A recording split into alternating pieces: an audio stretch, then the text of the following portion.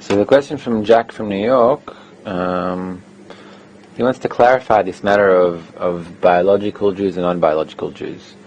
So Jack writes, he says that he's confused because he thought that Jew and Israel were spiritual states or desires, but now it sounds like you're talking about Jewishness as something biological.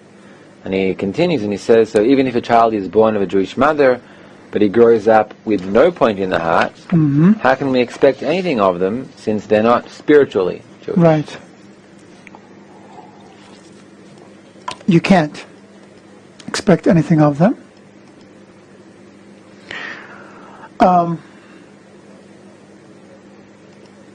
But they will have to become spiritually Jewish.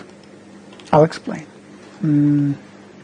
Here, I'm adding another slide here. Okay. Okay, how do I want to draw this? There's a pyramid. Underneath, you have the desire of the still. This is the pyramid of desires, okay? Then you have the vegetative. Sorry for my handwriting. The vegetative. And then animate.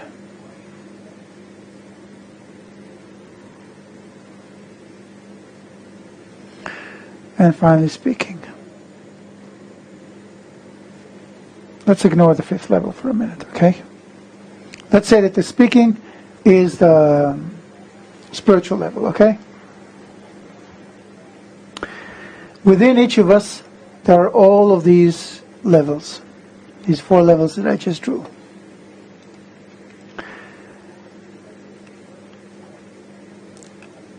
In each person, a different level is dominant. But in each person, all 4 levels exist. Today's Jews contain all those levels.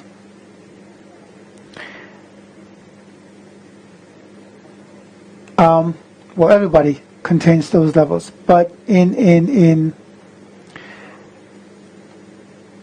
maybe I want to explain it differently.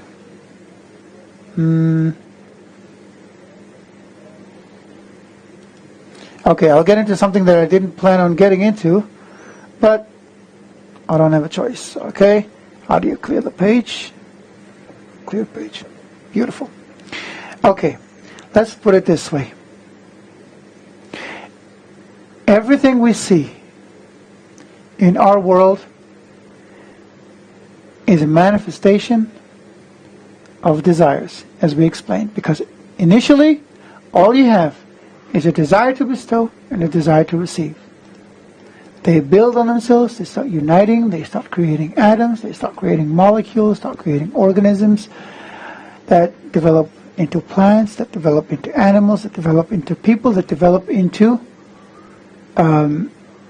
spiritual people, people who perceive life's force.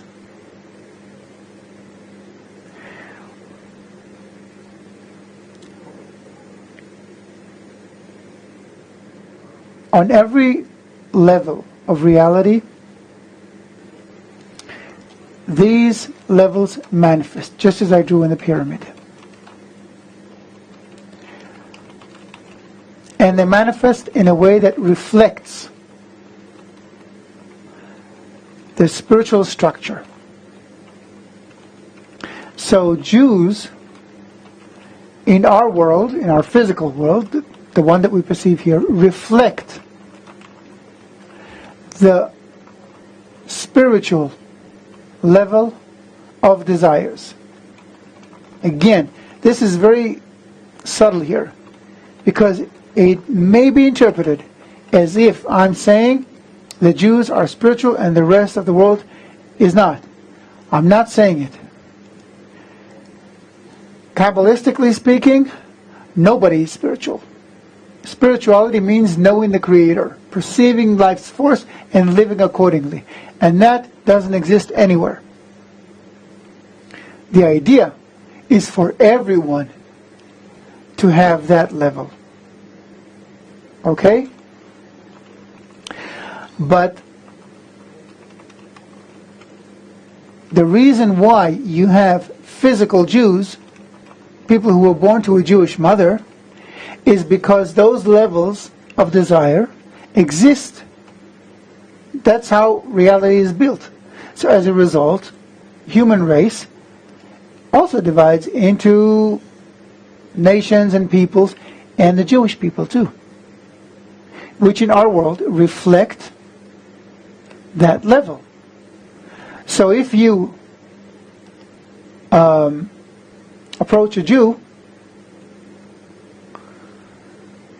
or if you were born Jewish, then it means, in terms of the structure of the pyramid, that that person is in some unconscious, dormant way closer to uncovering that last level of desire. What happens is, as a result, going back to the pyramid, is that if Jews, yes, let's say that's here you have the Creator, which everyone must discover, okay? So everyone aspires, for the Creator. Everyone but the Jews. Everyone needs unity today. And Jews are not united. So they're the top of the pyramid. They're in the sense that they are the closest. They are the closest reflection of the quality of bestowal in our world. But they don't want to unite. So they're blocking the rest of humanity from perceiving the Creator. They're blocking humanity from finding the one solution that will put everything in order. And this is very important. It's not like everyone will become religious or Jewish. That's not the idea. The idea is for everyone to become mutually responsible for one another, caring for one another, loving one another, and thus discovering the Creator, the creative force of life. And the only ones stopping it, although unconsciously and inadvertently, are the Jews. And everybody senses it, unconsciously. So they're saying, I don't know what it is about Jews, but I can't stand them. Why? Because they're causing all their troubles in the world. But they're not. Look at them. What can they do? This guy's a businessman. This guy is a I don't know, he's a shopkeeper. Okay, so he's Jewish, but so what? Yes, but there's something about them. And people don't understand and can't express what it is. They can't articulate their angst, their anger at Jews. But this is it. It's like you have a bottle with pressure from inside, and the Jews are the lid that's stopping it from releasing the pressure. Everybody wants up to the Creator, and the Jews are in the way. We got to make the way. We got to unite and allow everyone to discover the Creator. Let me just add to that.